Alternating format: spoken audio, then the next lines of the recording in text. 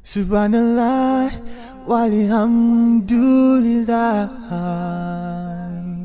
la ilaha illallah, wallahu akbar. Subhanallah, walhamdulillah, la ilaha illallah, wallahu akbar. Assalamu alaikum wa rahmatullahi wa barakatuhu. Nahmaduhu wa nusalli wa nusallimu ala rasulihil kareem wa sahbihi wa atba'il humat al-ladin al-qaweem.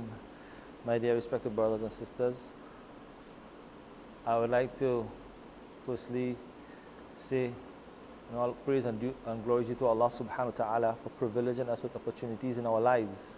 And today, at the present moment in our country, we understand that we are facing a very difficult challenge, and we know the situation with this COVID-19 virus, which we call the coronavirus.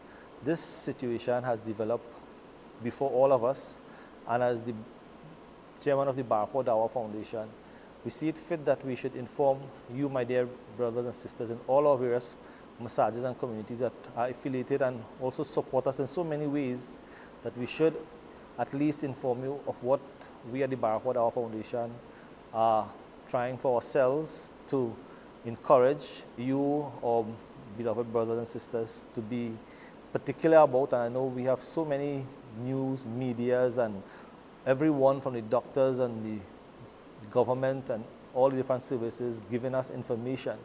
And from our khutbahs, our lectures, our imams, all the various community leaders we have around us, that are doing so many things trying to keep us all aware of what is happening before us as the days unfold before us.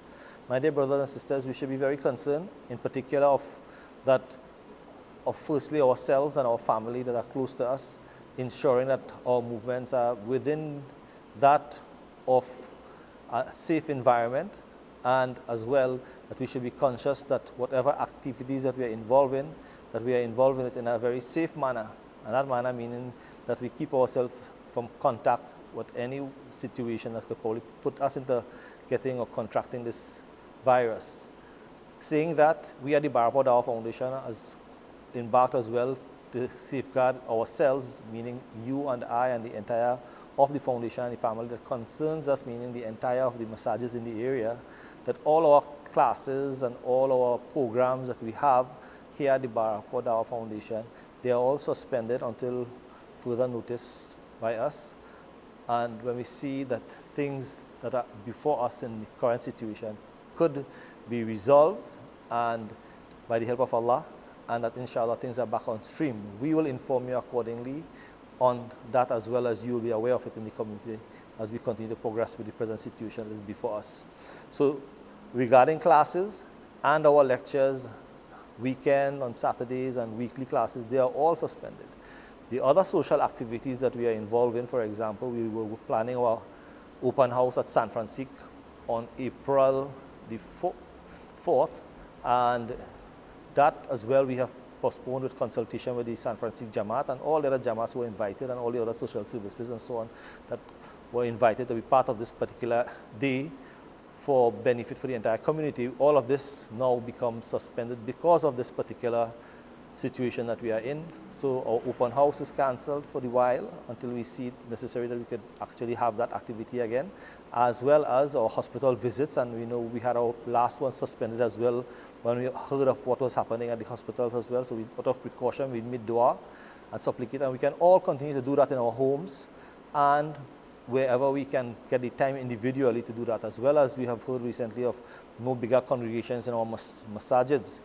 Bearing that in mind, of not more than 25, we should be particular of who go to the masjid in particular for this particular precautionary time, but also that the imams of those communities that we are in, give us the guidelines as to how they are going to handle the situation, to take notice of it and ask or call your imam and to find out what the plans are in relationship to Jummah and to regular 5-10 daily salah, what they are doing, and follow those guidelines, because they are very important for us while attending the congregational prayer, as well as when it comes to attending the masjid. Follow all the guidelines that the masjids are offering you and letting you know, as well as the public is giving advice on these situations as well. So we are saying, make dua within your homes.